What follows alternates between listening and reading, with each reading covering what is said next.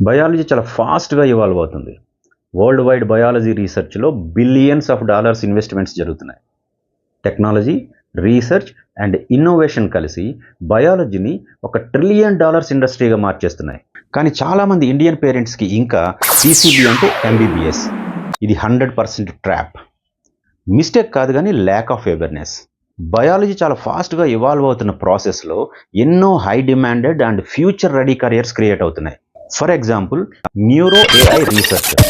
Neuro సైన్స్కి artificial intelligence add అయ్యే ఒక advanced research field.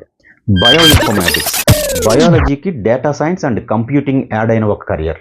Environmental DNA scientist, ecosystems, biodiversity, climate ఇంపాక్ట్ని genetic డేటాతో అనలైజ్ చేసే ఒక రోల్.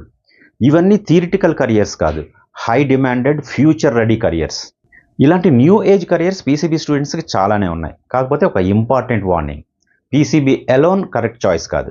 ఎందుకంటే 11th and 12thలో పీసీబీతో పాటు రైట్ ఎలెక్టివ్స్ని చూస్ చేసుకోవడం అనేది వెరీ వెరీ ఇంపార్టెంట్. లేకపోతే కెరియర్ ఆప్షన్స్ న్యాచురల్గానే తగ్గిపోతాయి. అందుకే ఒక సర్టిఫైడ్ కెరియర్ కౌన్సిలర్గా నా సిన్సియర్ అడ్వైస్, స్టూడెంట్ 10th గ్రేడ్లో ఉండగానే ఒక ఎక్స్పర్ట్ గైడెన్స్తో పీసీబీతో పాటు రైట్ ఎలెక్టివ్స్ని చూస్ చేసుకోవడం అనేది very very important. Remember, PCB అంటే ఎంబీబీఎస్ కాదు. క్లారిటీ ఉంటే ఆపర్చునిటీ, క్లారిటీ లేకపోతే confusion. Hope this video helps. Do follow Career Minds and Paths for more videos like this.